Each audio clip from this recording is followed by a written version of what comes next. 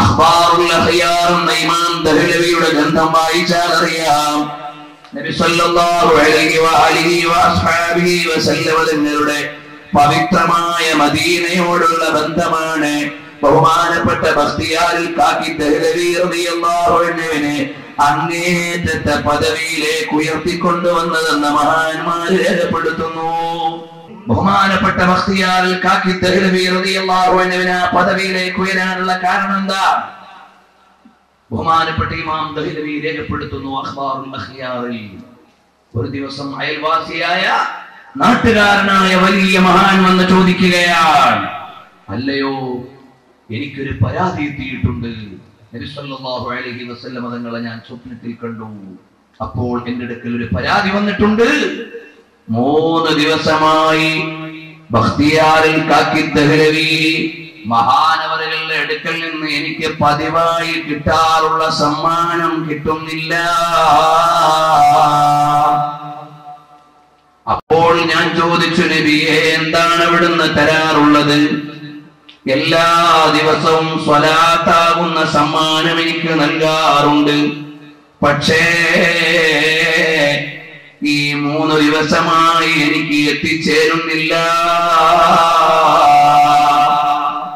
അപ്പോഴേ വന്നു പറഞ്ഞ മഹാനോട് ബഹുമാനപ്പെട്ട ബഖ്തിയാർ ദഹ്ലവി റളിയല്ലാഹു അൻഹു പറയുകയാണ്, ഞാൻ ദിവസേന 3000 സ്വലാത്ത് ചൊല്ലുന്ന ആളായിരുന്നു.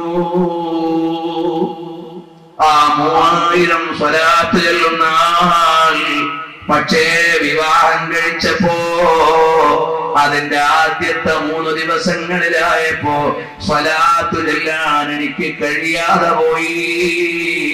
ഹബീബ് ഇത് മുഴുവനും അറിഞ്ഞു രേഖപ്പെടുത്തി പോയോ. അന്ന് മുതൽ ഞാൻ എന്റെ സ്വലാത്തിന് കൃത്യത പാലിക്കുകയും ഏറെ സ്വലാത്ത് ചൊല്ലുകയും ചെയ്തതുകൊണ്ടാണ് ഇന്ന് നിങ്ങളെല്ലാവരും വരുന്ന അവസ്ഥയിലേക്ക് എത്തിയതെന്ന് അഖ്ബാറുൽ അഖ്യാറിലൂടെ വിശദീകരിക്കുമ്പോ ബഖ്തിയാരുൽ കാക്കി ദഹ്ലവി തങ്ങളെ അങ്ങ് തലസ്ഥാന നഗരിയിൽ നിയന്ത്രണത്തിന് ഏൽപ്പിച്ചതാരാണ്? മദീനയിലെ നേതാവ് മുഹമ്മദ് മുസ്തഫ സല്ലല്ലാഹു അലൈഹി വസല്ലം തങ്ങളാ. ഇനി നിങ്ങൾ നോക്കൂ, നിസാമുദ്ദീൻ ഔലിയ റളിയല്ലാഹു അൻഹു ആരാണ്? അല്ലാമത്തുൽ ഫിർദൗസി റളിയല്ലാഹു അൻഹു ആരാണ്? അവരാണ് ഉത്തരേന്ത്യയിലെ ഓരോ സ്റ്റേറ്റുകളിലും ഇസ്ലാമിക ദഅവത്ത് നടത്തിയത്. അല്ലാമത്തുൽ മുനീരി റളിയല്ലാഹു അൻഹു ആരാണ്? ഉമർ റളിയല്ലാഹു അൻഹുവിന്റെ കുടുംബത്തിൽപ്പെട്ട മഹാനാണ്. ബീഹാറിൽ ഇസ്ലാമിക പ്രചരണം നടത്തിയ മഹാനാണ്. അതുപോലെ തമിഴ്നാട്ടിലും ഓരോ സ്റ്റേറ്റുകളുടെയും ചരിത്രം നമ്മൾ പഠിച്ചാൽ സാധുവായ ഞാനത് ലളിതമായ ഒരു വിശദീകരണം ഔലിയാക്കളുടെ സാന്നിധ്യം ഇന്ത്യൻ ചരിത്രത്തിൽ എന്ന പേരിൽ വിശദീകരിച്ചിട്ടുണ്ട്. ഇപ്പോൾ അതിന്റെ വിശദാംശങ്ങളിലേക്ക് കടക്കുന്നില്ല.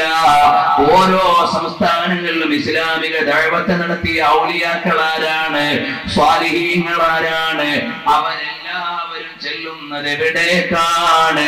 ഇലാ മദീനത്തി റസൂലില്ലാഹി സ്വല്ലല്ലാഹു അലൈഹി വസല്ലം തങ്ങളുടെ മദീനയിലേക്കാണ്. കാരണം എന്താ? സുബ്ഹ് ത്വയ്ബ में हुई बढ़ता है बाड़ा नूर का खुसरवी अच्छी लगी ना पैरवी अच्छी लगी हम फकीरों को मदीने की गली अच्छी लगी. അധികാരമല്ല, അഭിജാത്യമല്ല, അംഗീകാരമല്ല, മദീനയിലെ ഒരിടവഴിയാണ് ഞങ്ങൾക്ക് അമൂല്യമെന്ന് പറഞ്ഞ മഹാന്മാരാണ് ലോകത്തുള്ള ഇസ്ലാമിക ദഅവത്തിന്റെ അമരത്തെ മുഴുവനും നിയന്ത്രണം നടത്തിയതെങ്കിൽ ആ മഹാന്മാരുടെ മഹബ്ബത്തിന്റെ പ്രപഞ്ചമാണ് ഇവിടെ തുടർന്നു പോരുന്നത്. ഓരോ ലോകത്തും നോക്കോ, ആത്മീയതയുടെ നിയന്ത്രണം മഹാന്മാരുടെ കയ്യിലാണ്. ഇന്ന് നമ്മുടെ നാട്ടിൽ കണ്ടില്ലേ ഉയർന്നു നിൽക്കുന്ന ദർഗകൾ ഔലിയാക്കളുടേത്. അതുപോലെ തന്നെ മഹാന്മാരുടെ സ്മരണകൾ നിലനിൽക്കുമ്പോ ചില ആളുകൾക്ക് ഇതിനെയൊക്കെ കുറ്റമായി പറയുന്നവരാണ്.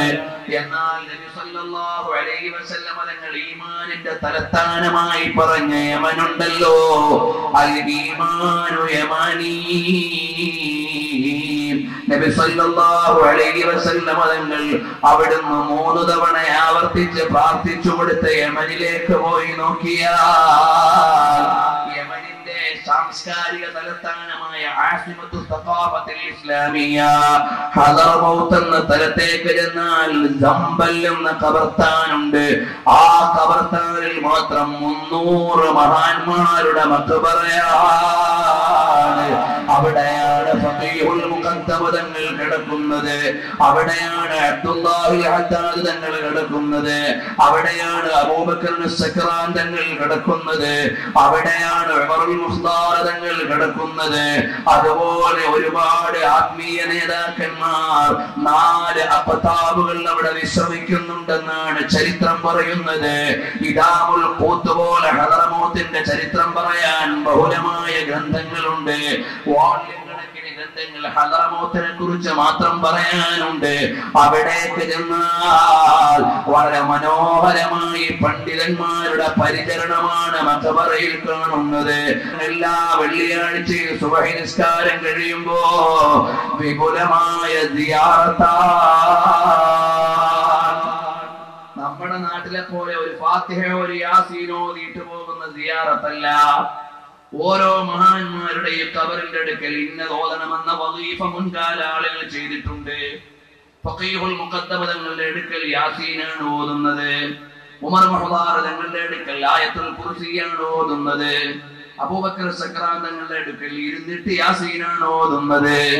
പിന്നീട് അബ്ദുല്ലാഹ് ഇബ്നു അലവി ഹദ്ദാദ് റളിയല്ലാഹു അൻഹുവിന്റെ അടുക്കൽ ഇരുന്ന് യാസീൻ ഓതിയിട്ട് ഖുതുബുദ് ദഅവതി വൽ ഇർഷാദ് ആയതുകൊണ്ട് അവിടെ അല്പസമയം ഇൽമിന്റെ ദർസ് നടത്തിയിട്ടാണ് പോകുന്നത്.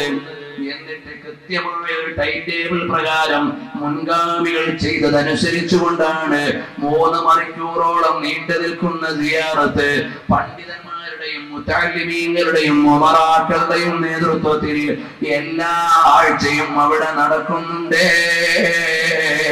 അവിടെ മഖബറകളിൽ വിപുലമായ ഉറൂസുകളുണ്ട്, ആത്മീയ വേദികളുണ്ട്. ഹൂദ് നബി അലൈഹിസ്സലാമിന്റെ മഖബറ അതിന് സമീപമാണ്. മുഹാജിർ റളിയല്ലാഹു അൻഹുവിന്റെ ഖബർ അതിന്റെ വഴിയിലേക്ക് പോകുന്നിടത്താണ്. ഉവൈസ് ഇബ്നു ആമിർ തങ്ങളെ പോലെ മറ്റൊരു ഉവൈസ് ഖർനി യമനിൽ ഉണ്ടായിരുന്നു. മഹാനവറുകളുടെ ഖബർ നമുക്ക് കാണാവുന്നതാണ്. അദനിൽ ചെന്നാൽ അബൂബക്കർ അദനി എന്ന് പറയുന്ന മഹാനായ ഇസ്ലാമിക് ദാഇ അതാ മഹാനവറുകളുടെ ഒക്കെ മഖബറ കെട്ടി പരിപാലിച്ചതുപോലെ പരിപാലിച്ചുകൊണ്ട് മഖബറകൾ പരിരക്ഷിച്ചുകൊണ്ട് നടക്കുന്നുണ്ട്. ഇമാം നബവി റളിയല്ലാഹു അൻഹുവിന്റെ സഹപാഠിയുടെ ഖബർ അതാ ഒരു പ്രദേശത്ത് ചെല്ലുമ്പോൾ കടപ്പുറത്ത് കാണാൻ കഴിയുന്നുണ്ട്. അവിടെ വന്നിരുന്നുകൊണ്ട് ബഹുമാനപ്പെട്ട അൽഫിയ എന്ന കിതാബ് ബറക്കത്തിന് വേണ്ടി ചൊല്ലിപ്പഠിക്കാറുണ്ട്. എന്ന ലോകപ്രസിദ്ധമായ അറബി വ്യാകരണ ശാസ്ത്ര ഗ്രന്ഥമുണ്ട്. അതിന് ഒരുപാട് ഇമാമിയങ്ങൾ വ്യാഖ്യാനം എഴുതിയിട്ടുണ്ട്. വ്യാഖ്യാനം എഴുതിയ ഇമാമിയങ്ങളുടെ ലിസ്റ്റ് കിതാബിനേക്കാൾ വലുതാണ്. ആ ഗ്രന്ഥത്തിന്റെ രചയിതാവിന്റെ ഖബറിന്റെ അടുക്കൽ പോയി ആ നഹ്വിന്റെ കിതാബ് അവിടുന്ന് ഓതി തീർക്കാറുണ്ട്. അതുകൊണ്ട് ഇൽമിന്റെ ബസീറത്ത് കിട്ടുമെന്ന വിശ്വാസവും സ്വീകാര്യതയും ഉള്ളതാണ്. ഇതുപോലെ ഔലിയാക്കളുടെയും ആലിമീങ്ങളുടെയും എല്ലാം ഖബറുകൾ അതാ യമനിൽ വിപുലമായി നിലനിൽക്കുമ്പോ ഹദ്ദാദ് റളിയല്ലാഹു അൻഹുവിന് നിരവധി കിതാബുകളുണ്ട്. അതിൽ ഒരു കിതാബാണ് ഐനിയ എന്ന കിതാബ്. അതിൽ മഹാനവറുകൾ 4 പേരെ അതിന്റെ വ്യാഖ്യാനം ഇമാമുൽ ഹദറമി എഴുതിയിട്ടുണ്ട്. അതിൽ 4 മഹാന്മാരെ പറയുന്നുണ്ട്. എന്തെന്നറിയുമോ? അവര് അസ്സലാമു അലൈക അയ്യുഹൻ നബിയ്യു എന്ന് പറയുമ്പോ മദീനത്ത് ഖബറിൽ കിടക്കുന്ന നേതാവ് മുഹമ്മദ് മുസ്തഫ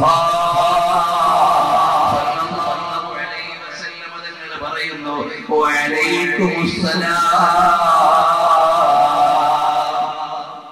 അതിൽ ഒരാളുടെ പേര് അബൂബക്കർ എന്നാണ് മഹാന്റെ പേര്. നിങ്ങൾ ഐനിയെ ഒന്ന് വായിച്ചു നോക്കിയാൽ കാണാവുന്നതാണ്. യമനിൽ ഇരുന്നു കൊണ്ട് അസ്സലാമു അലൈക അയ്യുഹൻ നബിയ്യു എന്ന് പറയുമ്പോ മദീനയിൽ കിടക്കുന്ന രാജാവ് മാമിൻ ഹദി യുസല്ലിമു അലയ്യ ഇല്ലാ റദ്ദല്ലാഹു ഇലയ്യ റൂഹി ഫറദ്ദു അലൈഹിസ്സലാം.